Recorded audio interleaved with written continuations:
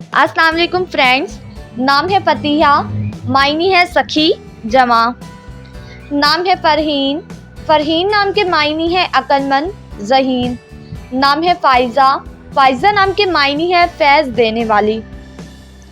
नाम है फ़रवा, फ़रवा नाम के मायनी है शौक़ रखने वाली। नाम है फ़िलज़ा, फ़िलज़ा नाम के मायनी है बहुत प्यारी। नाम है फ़हीर, फ़हीर नाम के मायनी है नाज करने वाली।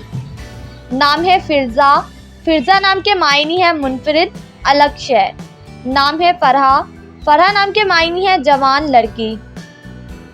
नाम है फ़रज़ाम, फ़रज़ाम नाम के मायनी है काबिल लायक। नाम है फ़सीहा, फ़सीहा नाम के मायनी है खुशगो औरत।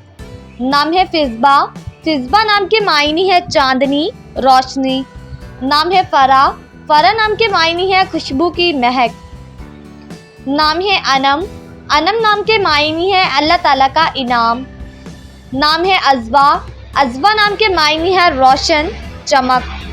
नाम है रिमला, रिमला नाम के मायनी है सजावट आरास्ता करना।